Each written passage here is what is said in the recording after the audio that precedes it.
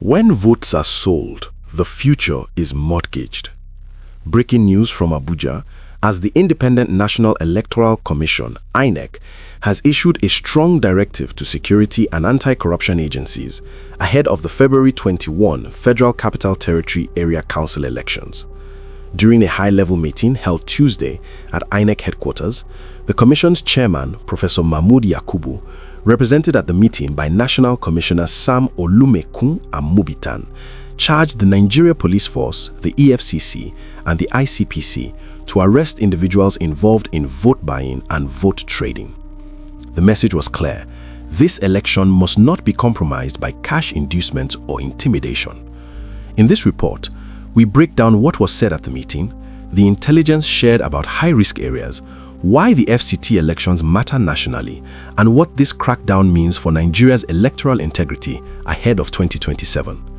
If you believe credible elections start with enforcement, like this video and subscribe to Arise News for verified political coverage.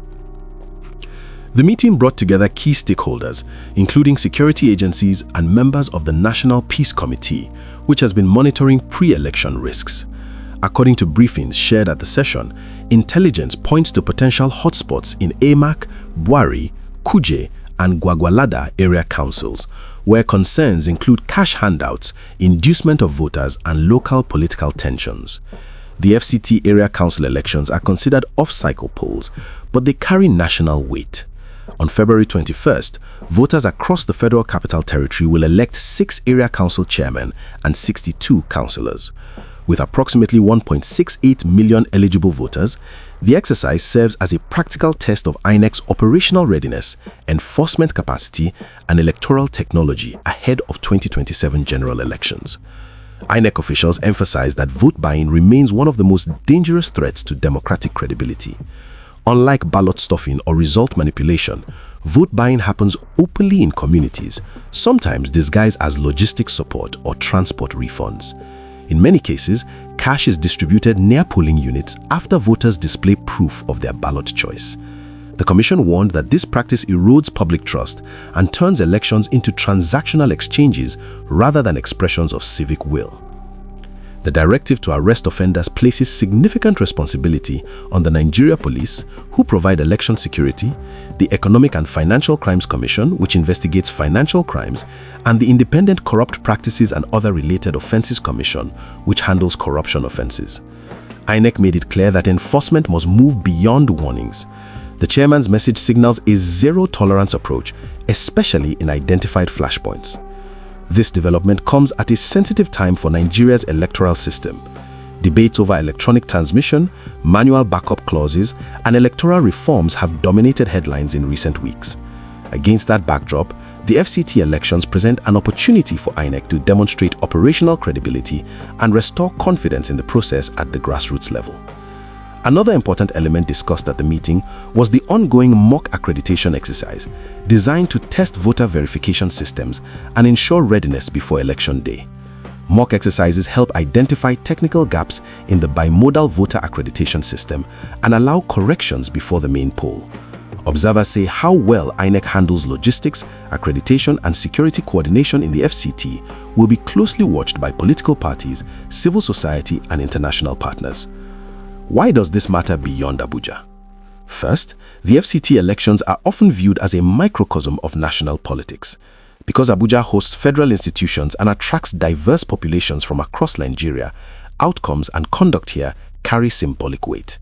A clean election in the capital strengthens confidence nationwide. A flawed one does the opposite. Second, vote buying has become a structural challenge across Nigeria. In previous elections, civil society monitors documented instances where voters were offered cash ranging from a few thousand naira to higher amounts depending on competitiveness. While poverty and economic hardship contribute to voter vulnerability, enforcement failures have allowed the practice to persist. Third, these elections are a rehearsal for 2027. Political actors, observers, and security agencies are using this off-cycle poll to test coordination mechanisms, intelligence sharing, and rapid response capabilities. If arrests are made and prosecuted transparently, it could signal a new era of enforcement. If warnings are issued without consequences, skepticism will deepen. security agencies now face a credibility test of their own. Arresting vote buyers requires surveillance, evidence gathering, and a willingness to confront politically connected individuals. It also requires neutrality. Enforcement must apply equally across party lines to avoid perceptions of selective justice. For voters, the message from INEC is equally direct. Your vote is not for sale. The Commission has repeatedly warned that both the buyer and seller of votes are committing offences under electoral law. However, enforcement historically has focused more on public warnings than successful prosecutions. Whether that changes in the FCT elections remains to be seen. Observers will also watch how the National Peace Committee's intelligence is acted upon. Early identification of risk areas like AMAC and Buari suggests proactive planning. But intelligence only matters if it leads to visible preventive action on election day. Ultimately, democracy depends not just on laws, but on consequences. When vote buying thrives, elected officials may feel accountable to financiers rather than constituents. When it is punished, elections begin to reflect genuine public choice. Here is the question Nigerians must reflect on. Will strong directives alone stop vote buying? Or does Nigeria need visible prosecutions and convictions to truly deter the practice? As the February 21 FCT Area Council Elections approach, all eyes are on Abuja. This vote is more than a local contest. It is a signal to the nation about whether Nigeria is serious about cleaning up its electoral culture before 2027.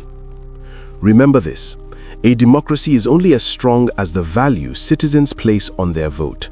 Stay informed, stay engaged, and subscribe to Arise News for continued balanced coverage as Election Day draws closer.